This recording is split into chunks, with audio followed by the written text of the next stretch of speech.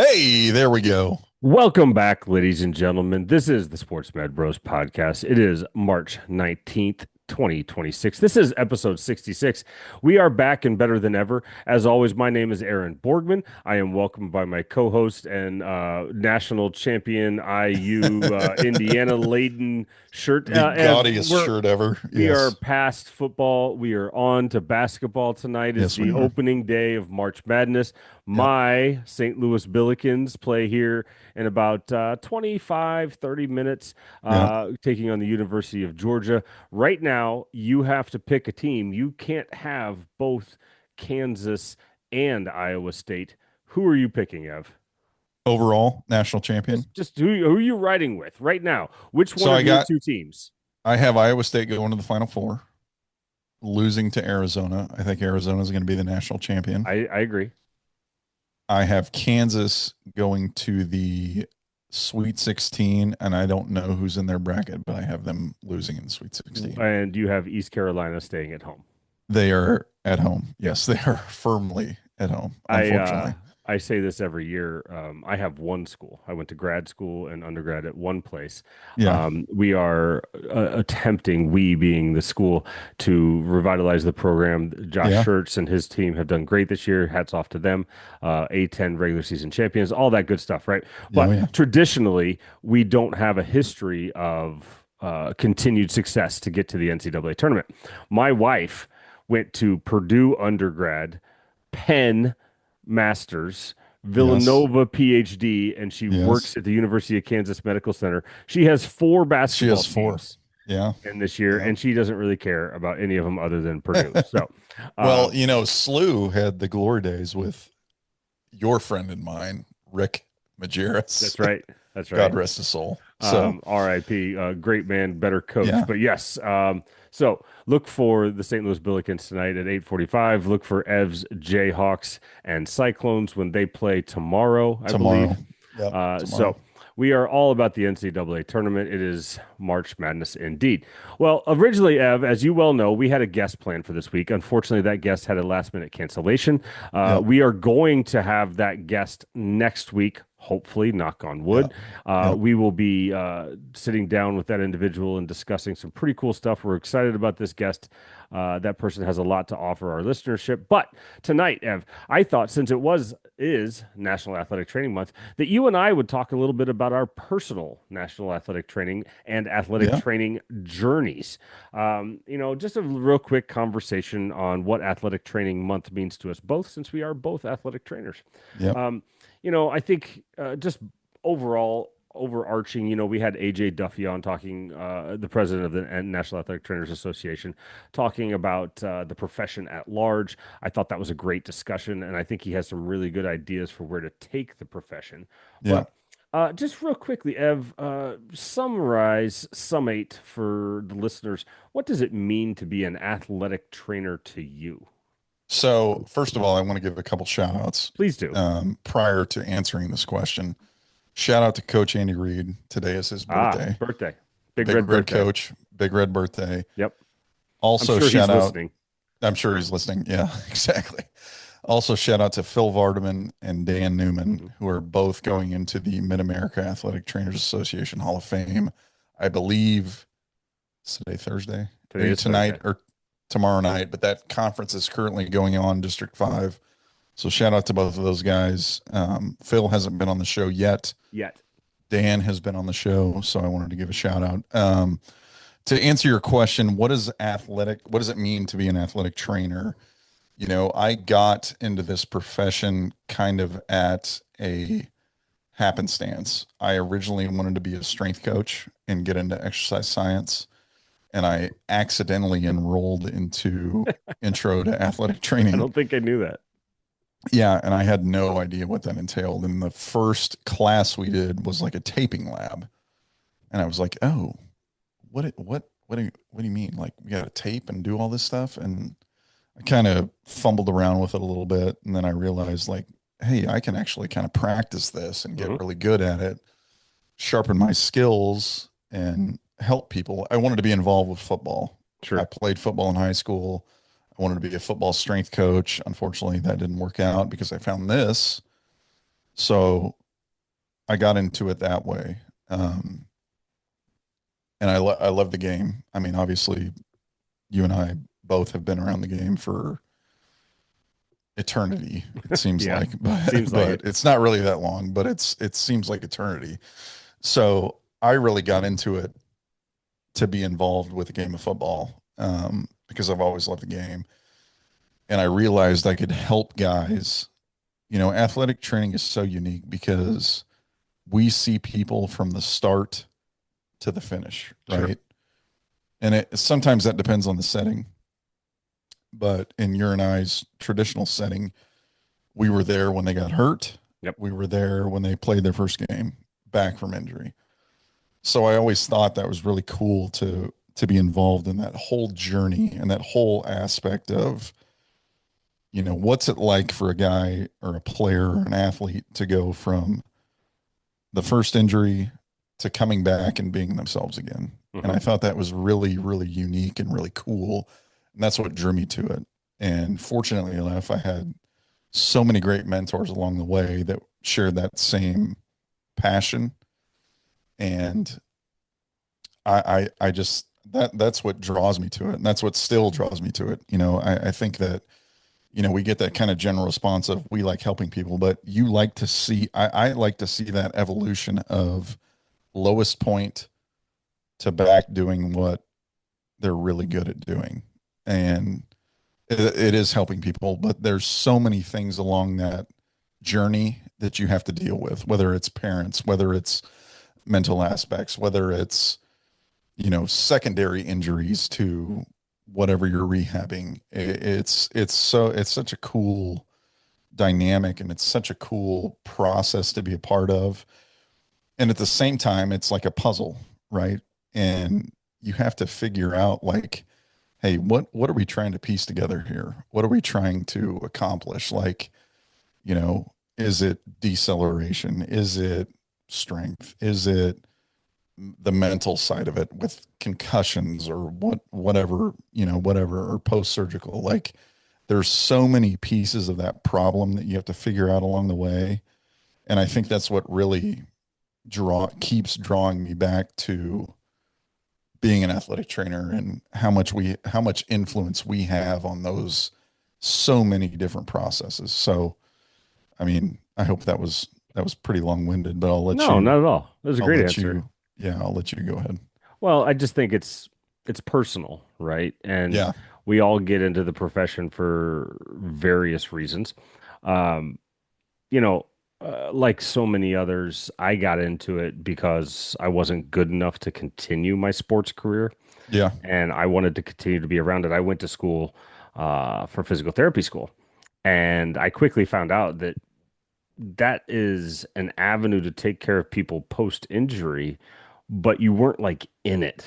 You Yeah. weren't as much like you weren't in the trenches. You weren't on the sidelines as much. So I decided that I was going to be an athletic trainer as well and get my athletic training certification as well.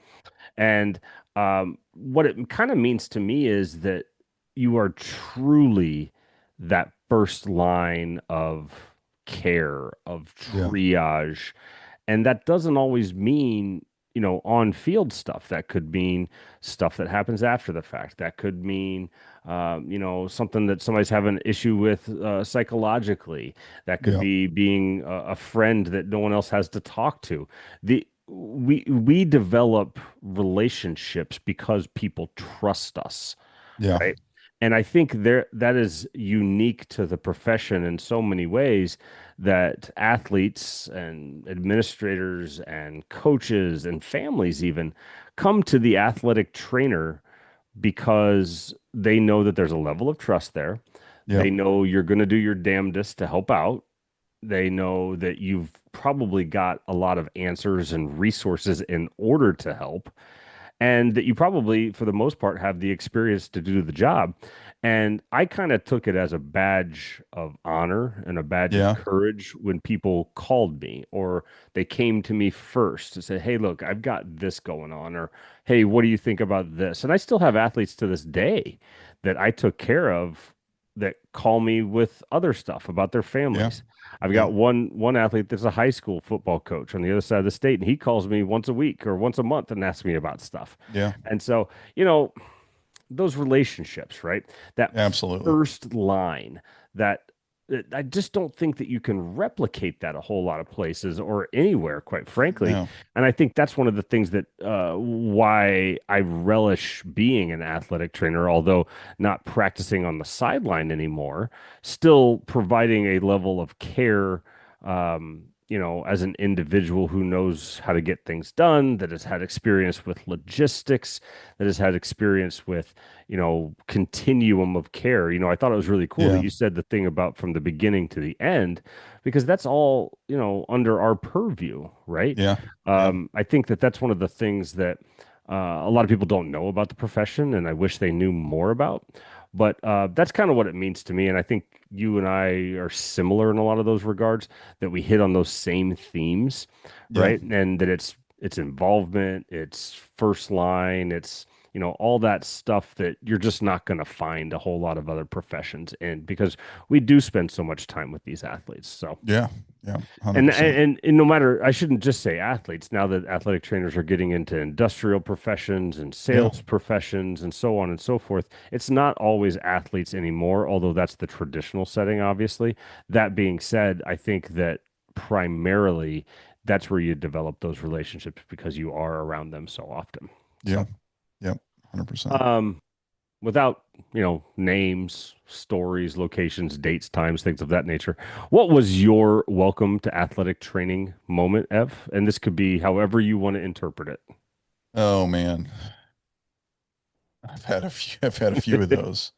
as we all have. I think, you know, my first introduction to the reality of it was in grad school at Iowa State when, and shout out to Mark Coverly, Nate Postma, Shannon Peel, Hmm. the Obviously. whole staff there, because as a first year GA, they let you, there's full autonomy. Like there's, hey, this guy hurt his ankle, go evaluate him. Or, hey, these guys need tape, go do it, you know. So their willingness to let me jump in and Hmm. use my skills was really the welcome to the profession. I think the reality check of that was when I got to the NFL and with you guys in 2013, because I had no experience working with professional athletes and I had no knowledge of the business side of Yeah. of the sport, you know, and the communication that has to happen and the, you know, the constant like monitoring and progress and all that kind of stuff that you have to do day to day, hour to hour, minute to minute, even sometimes Yep. with those guys. It's such more detailed when you get, as the higher you go, Yep. the more detail you have to focus on. So I think it was, you know, I had that good introduction as a GA. I had a year as an assistant at a lower level school, football school. And then going from that to the NFL was a huge transition of, you know, you're working with four other people and you have the GM, you have the head coach, you have position coaches, you have equipment staff, like you have to communicate so much more the higher you go up, Sure. um, because people want to know, Yeah. right? Yeah. So it was a really big reality check going from college football to professional football and realizing like, oh shit, this is a whirlwind, right? We're going away to training camp. Like you've got to, every single thing, no matter who it is on the roster, has to be communicated to the head Yeah. athletic trainer. Like what treatment you're doing, what rehab you're doing. Is he going to be able to practice? Is he going to be able to lift? Is he going to be like X, Y? It was such a whirlwind. And it took me several years to really get that down. And I'm sure you can probably attest to that as well. Um, so that was really my welcome, my real welcome to athletic training was going from college to the pros. Yeah. And that was kind of a kick in the ass, but I'm thankful for it because I wouldn't be here if it wasn't for that. So Yeah, I thought long and hard about this question, and I came up with two answers. When I was in grad school, the only thing that fit into my academic schedule was working with the field hockey team yeah, and as a student athletic trainer. And you know, listen, I had no exposure to field hockey. It was me and yeah, 24 girls, right, including coaches. And, the first time that you're at a practice or a game and you're the first line of defense, right? Because, I worked at a small school, St. Louis University. We had three, I think, full-time athletic trainers, but they're yeah, spread thin as it is. So students are helping cover, hmm practices and things like that. And the first time a girl gets popped in the nose with a field hockey ball, and the only thing that we had anywhere near at the time, I mean, she's just gushing everywhere, yeah, right? yeah, And somebody had a tampon in their fanny pack, right? And I'm yeah, just like, okay, here we go, right? yeah, That was like, okay, I am in charge of this individual now. And I had to talk to her parents. I had to talk to the head athletic trainer. I had to talk to the yeah, coach. And I was like, okay, now I kind of get it. I kind of get yeah, the dynamic, the continuum of care. But to your point, my first real job in athletic training setting of any substance other I was a student athlete. I was an intern with the Rams for a couple years, and interns don't have terribly real jobs when it comes to day-to-day operations. My yeah, first real job in athletic training was working for the Philadelphia Eagles out of grad school. yeah, Um, Talk about being straight into the fire, man. They were yeah, in contention during that time period. It was a tense time because they were trying to do stuff and get back. And I had come from this kind of laid back world of just kind of taking care of people, and it was not that anymore. It was yeah, balls to the wall, pardon the yeah, expression. It was all cylinders. My behavior, not that it was bad, but like it just wasn't to the level of the NFL on the field. yeah, Like, you had to have your P's and Q's minded, your T's were crossed, your I's were dotted, all the stuff, right? yeah, Because now the cameras are on the field, the players are on the field, the coaches, the GMs, like everything is just ramped up that much more. And it yeah, took me, much to your point, a couple of years to kind of like really feel like I was kind of working the way that I was being asked to perform yeah, because every little step does in fact matter. And, I felt like I could rehab anything in the athletic training room, right?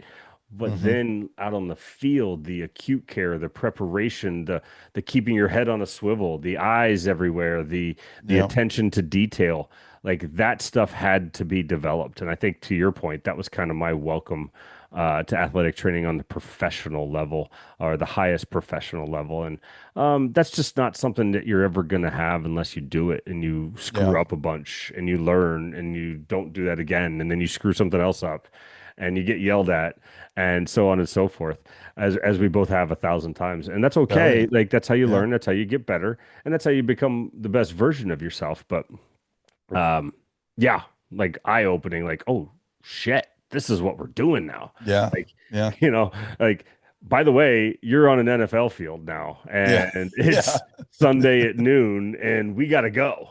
I was yeah, like, oh, yeah, okay. Like I had real responsibilities, and it wasn't just filling coolers and stuff like that, like intern work or stocking the Gatorade or whatever it might be. I was taping people. I was in charge of reporting stuff on the sidelines. This was back well before anybody had a radio on the sidelines. You were running in oh and yeah, out of the locker room. So anyway, all that to say, like, yeah, it got real in a hurry. So, yeah, yeah, um, yeah, I think we and both go ahead. yeah, no, I was gonna say I can't tell you the number of times I've fucked up as a We all have. yeah, like that's a point I want to make too is like you're gonna make mistakes Yeah, along I the mean way. that's part of it, right? Yeah, that's not a It's discouraging thing to it's keep in not a your unique situation. no, not at all. Not at And you, all. you don't want to you don't want to screw up, the big things. Yeah, Screw up the small stuff, learn yeah, from it. Don't yeah, obviously injure anybody, don't make anything worse, things like right, that. right. But, just in general. So, Yep. okay. Interesting next question. Answer it however you choose to. The athletic training moment that you are most proud of. Oh man, goodness gracious, that's a tough one. And if I you and think, if you need time to think, I can go. yeah, go ahead. I'll let you go So, first. I tried to think about all the injuries that I took care of and, getting people back and the rehabs and things like that. That's pretty cool stuff. Like we can all Yeah, hang our hat on those. And I'm obviously very proud of every one of those things. Um, I would say honestly, some of the things that I'm most proud of are, and this is kind of convoluted, but some of the things that I'm most proud of are the stuff that's like off the field, yeah, the stuff that the cameras don't get a chance to see. Obviously, I'm very proud of putting people back on the field ahead of schedule and then making Pro Bowls and going back to that kind of stuff. That's the obvious stuff, like these guys back here behind me, that oh kind of yeah, thing. But um, caring for people's families through tough situations. Sometimes, you help somebody through a family member through a surgery. You help somebody through, unfortunately, a disease diagnosis. yeah, You help somebody through a tough time, that kind of stuff.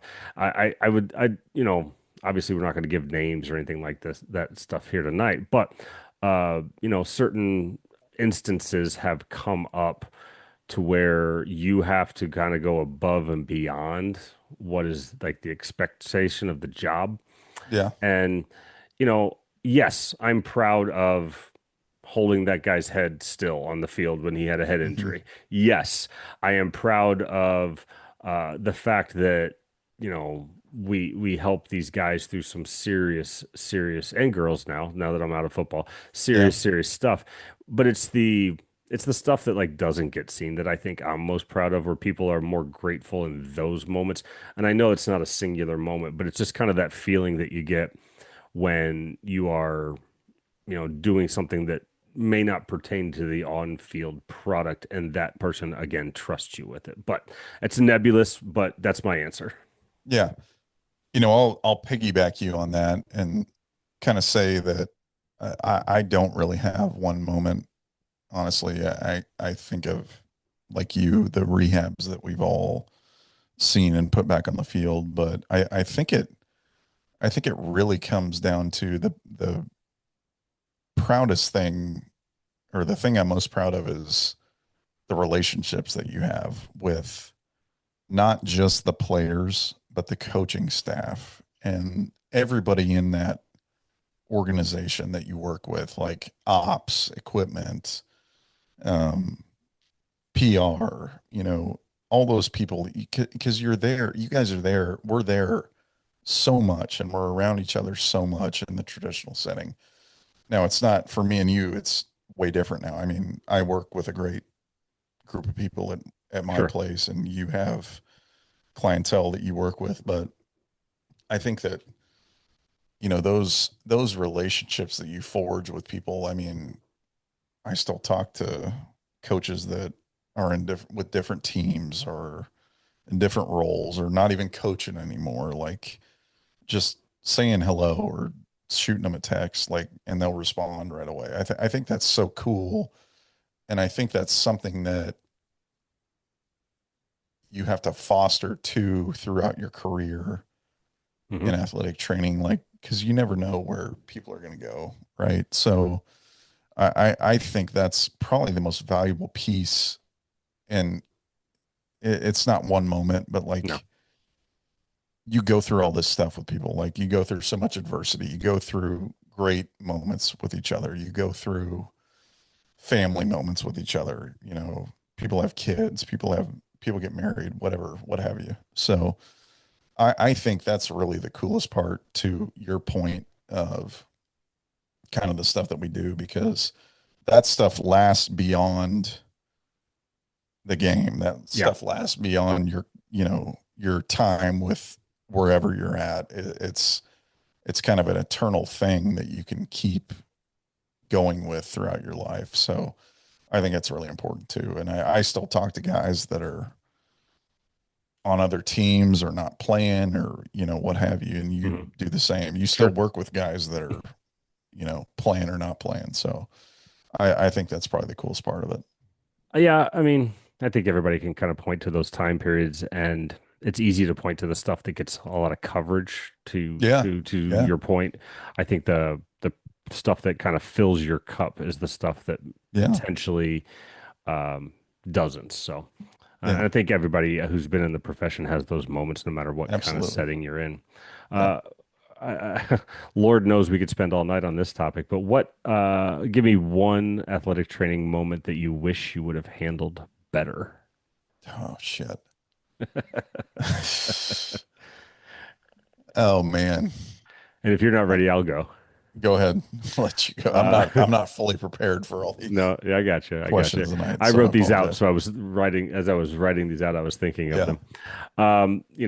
Listen, there's 100, but um, I remember one instance where this is way back in the day. You were probably still in college, but we were on the field and it was a tight game and it was an important game for us. Um, and we had a player go down with a concussion. And as the head athletic trainer, the head medical physician, not orthopedic physician, will be taking care of that. And they're occupied. They're doing Yeah. their job, right? They're over here or they're monitoring the situation. And then it's everybody else's job to then kind of pick up the slack and watch the field or, kind of make sure everything else, goes the way that it should. And as part of a staff, we then had a very quick subsequent second concussion on the field, which was missed. Just openly, everybody missed it because we were handing off jobs and duties, and Yeah. it just got missed. There's no two bones about it. And we got raked over the coals for it as a staff by the league, actually. Yeah. But those types of situations when the shit is hitting the fan, there's chaos. Just telling yourself to be a little bit more aware and just kind of calming everything down and just doing the basics, right? I will always remember this particular situation because it's what caused change about the concussion protocol in the NFL for a Yeah. lot of reasons. And it was it was a negative thing, but out of it came a bunch of positive stuff. That being said, I wish myself and other members of the staff and us as a staff as a whole would have handled it a little bit better. There's nothing we can do about it now. We learned from it and we became better. But that's one that always sticks out to me that we just did not stay focused in that situation. And another player very visibly had an incident on the field, caught on camera, went back into the game, so on and so forth. So it was an ugly situation, but a lot of good things came out of it. So. Yeah. Um, Man, I still don't have an answer for you on this Well, one. that's okay. You don't have to have an answer. I'm not trying to put you on the spot or anything. No, no, I still don't have an answer. I mean, there's a million things that I could go through from forgetting something on the road to Yeah, not uh we've all had warming, those. yeah, warming a guy up properly before a game that he's questionable in without even knowing that he's questionable in the Right, game. right. So there's a lot of moments, but I think the overarching point is we've learned from those Yeah. things to improve ourselves. So I wish I had a definitive answer for you, Well, but you I don't don't. necessarily need one. It's just the fact that like everybody knows you're going to screw up. Like Yeah, accidents, mistakes happen. yeah, You don't want them to become serious, right? But yeah, you take that, you review it as our friend whose birthday is it today, Coach Reed would say, you review the film, you go back and you learn from that, and yeah, yeah, you do better the next time. So, yeah, yeah. um, well, hopefully this next question is a little bit easier for you to answer, and I hope so. I'm gonna give I'm gonna answer first, so that gives Yeah, you a go little bit of ahead. time. Go ahead. A wow athletic training moment, like just like took your breath away. I wasn't expecting that. Holy hell, what's going on? Okay, let me set the scene for you.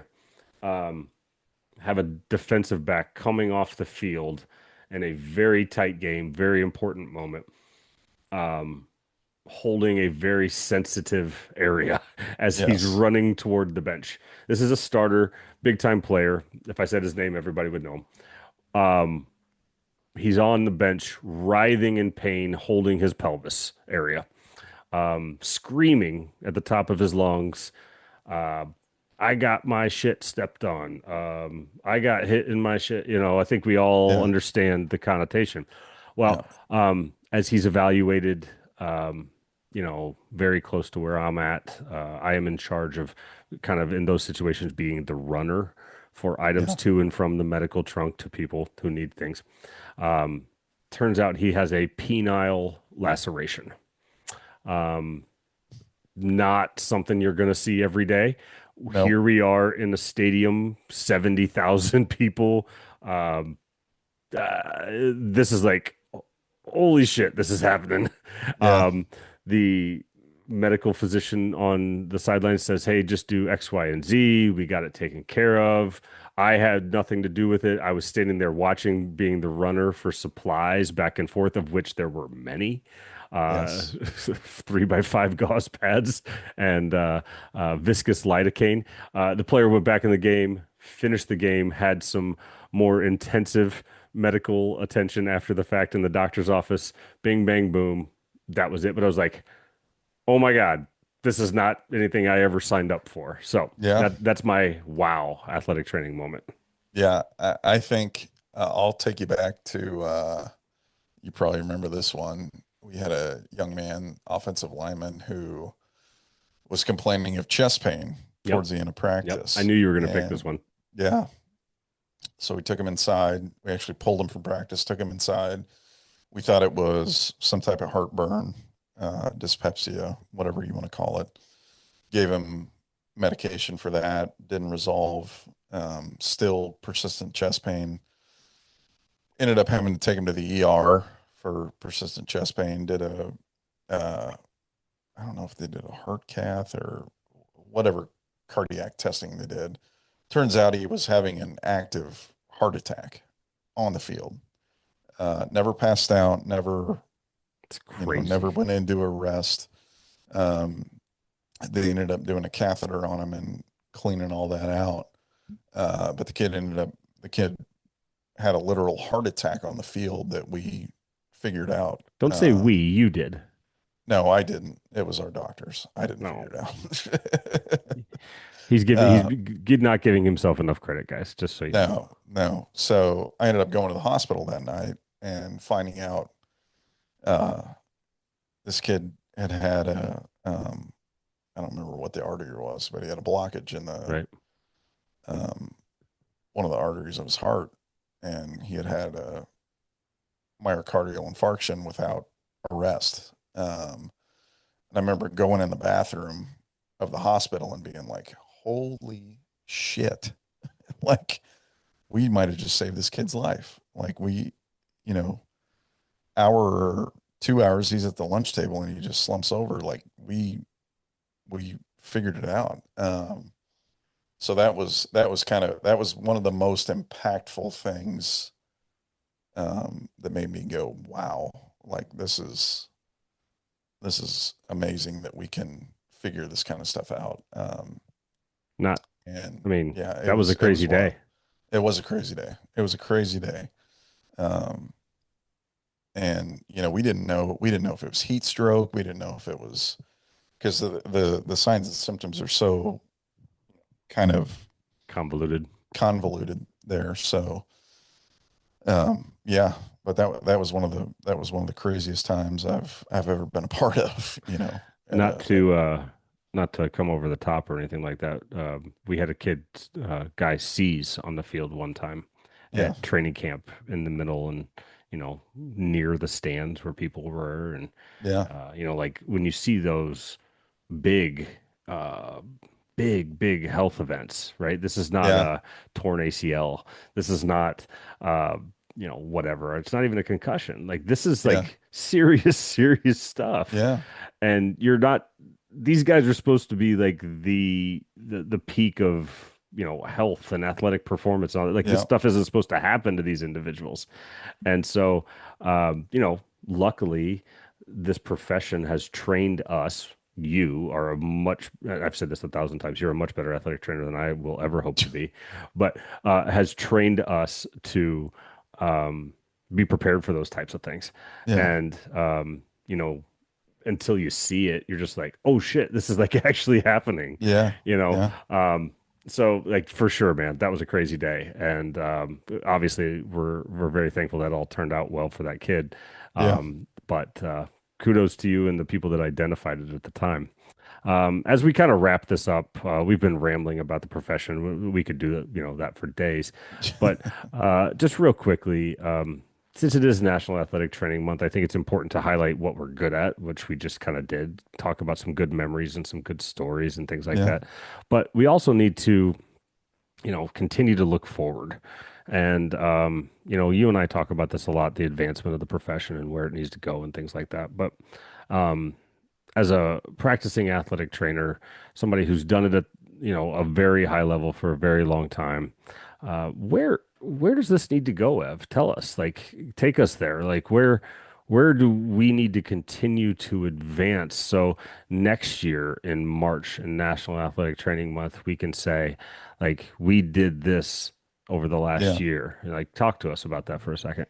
Yeah. I think, and I've said this for a long time, and I think you can agree with this. We suck at promoting ourselves. I agree. Um, we do a great job of That's why we're highlighting. doing it here tonight. That's why we're doing it here tonight. We do a great job at highlighting the very small areas of our skill sets that mean not a lot, i.e., taping videos. We don't focus on the stuff that we are really, really, really good at. We don't focus on rehab. We don't focus on how we make money. We don't focus on the idea that we can go out and provide a cash-based service to the public without insurance, right? And there's some semantics there that we need to clean up, and I'm not going to get into that right now. We can talk about that with our guest on Tuesday because he's a big proponent of that. Um, but there's other things that we do that we need to focus on, that we need to promote, including ourselves as salespeople of the profession. I hate sales. I suck at sales. Same. I'm not a salesperson, but damn it, if I can show people what I'm really good at in person or on social media, I'm going to do my best to do that. So I think we need to focus on that. And I think we need to stop worrying about how we address other athletic trainers or how we put, is it LAT, ATC, or AT, don't, who gives a shit about the letters, guys? Like, let's worry about what the stuff that we're actually good at. Let's foster the relationships that we have with the people that we work with and highlight that and go forward with that, because we're nothing without the people that we work with. The people we work with are nothing without us. So I think we need to go forward into the future and really hammer that. Yeah, and I don't really have anything else to add to that because I think you said it beautifully, and you are a much better advocate for the profession than I could ever hope to be. You've done so at various levels throughout your career, and obviously you're going to continue to do that. The only thing that I'll say is, um, let's make the main thing, Yeah. right? Um, there's so much noise right now. I would love it as a proponent of the profession that everybody worry about the things that matter, right? Yeah. Um, some will say, however, we bring attention to the profession is a good thing, and there's some truth to the fact that there's no such thing as bad PR. Um, that being said, you have to build upon some of that attention. And to your point, I don't think we as athletic trainers do a very good job of that, self included. Yeah. I think that everyone can do a little bit better no matter how you get said attention. If it's a taping video, not our preference, fine. But Yeah. then use that platform. Don't make another taping video. Go Yeah. do something else, right? Yeah. Go advocate. Go get on a podcast and talk about it. Do whatever. But like that's a fine gateway, I guess, if that's your Yeah. in, sure, Yeah. then go do something else, right? Go talk to people, find out how you can help elsewhere. It's not all about social media clicks and likes and things like that. Although that's great when it's something of meaning, right? Yeah. Yeah. Um, I just think that we're better than that. I think that we can be better than that. Um, as I think you and I have just outlined over this course of this podcast, the things that are really important to the profession. And, sometimes I think we lose sight of that Yeah. and we don't promote that enough. So, um, that's kind of where I'm at with the whole thing, man. Like, I just don't want to get back here in March of 2027 and be talking about the same things. Yeah. And I feel like too many years now we've been doing that. So, Yeah. Yeah. and hopefully in our little space we can try to help push things forward. And people that we've had on this podcast are doing their damnedest to do it. And we're going to talk to another guest next week who's working really hard at that. Yeah. So anyway, great discussion, man. Just a real quick thing for we kind of threw together here at the last minute, but I think it's important for people to hear it. I think it's important for people to understand what athletic training is all about. If you've not, heard it that in depth before, we would love to hear your thoughts, not you, Ev, the people's thoughts about. I know your thoughts. We would love to Yeah. hear the people's thoughts on all this stuff. So if you listen to this episode and it resonates with you, please reach out. Send it to people. Send it to two friends, not just one friend, two Yeah. friends. Reach out to us. Tell us what you like. Tell us what you hate. All the stuff, right? We're just looking at getting better, and part of that is discussion and advocacy, and part of it is understanding where we're at and where we need to go. So. Yeah. Yeah. I think that's a 100%. really good place to land the plane tonight. Ev, do you have anything else other than to say go Jayhawks, go Clones, go Billikens? Go Bills. Yeah. I think that's a great place to end it tonight. And good luck to everybody's teams out there that are participating. Anything else, Ev? Nope. That's all I got, man. You All guys have a right, good guys, weekend. we will see you next week with hopefully, knock on wood, a very special guest will be joining us. And we were very excited about this interview coming up. Please do all the cool things, the sharing, the liking, the subscribing, and the telling other people. And we appreciate you all. Good night, Have a good everybody. night.